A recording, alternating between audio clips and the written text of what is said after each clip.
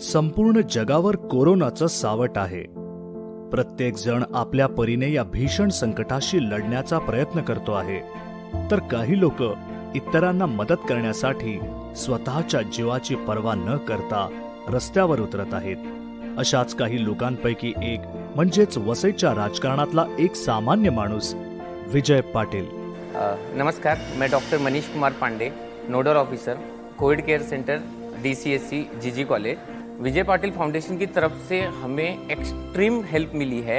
Government की तरफ से almost हर चीज़ें अवेलेबल हैं, पर जो चीज़ें एक आधी चीज़ कम हो जाती है या एक्स्ट्रा कुछ मेडिसिन की ज़रूरत पड़ी तो वो लोग 24 घंटे यहाँ पर एक्टिवली हमें हेल्प करते हैं. एज ए वॉलंटियर वो हमें हेल्प करते हैं.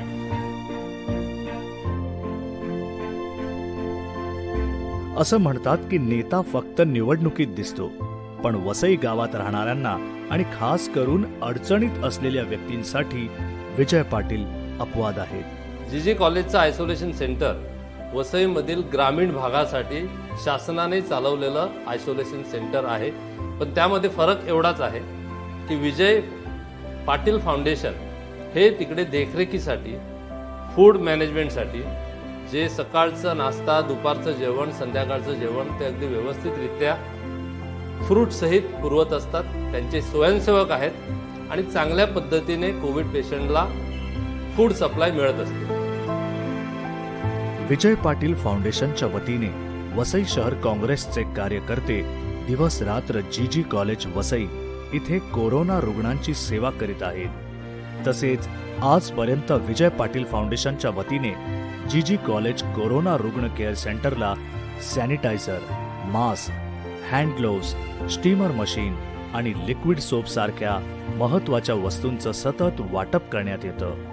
याशिवाय CCTV कॅमेरे, ऑक्सिजन पाईपलाईन, पंखे आणि काही महत्त्वाचे मेडिकल इक्विपमेंटची ही व्यवस्था विजय पाटील फाउंडेशनच्या वतीने इथे करून देण्यात आली आहे. जे पण शासनाचं इथे सहकार्य चालू होतं, पण शासन बोलल्यानंतर त्यांचे काय नियम असतात.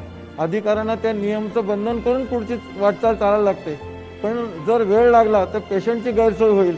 त्याच्याकरता आमचं फाउंडेशन कुठल्या पण कायदाचं बाजूला ठेवून आमच्या फाउंडेशनतर्फे जी मदत लागेल त्यांना ते करून हे फाउंडेशन हे कोविड सेंटर आहे चांगल्या रीती चालवण्याचा प्रश्न आला.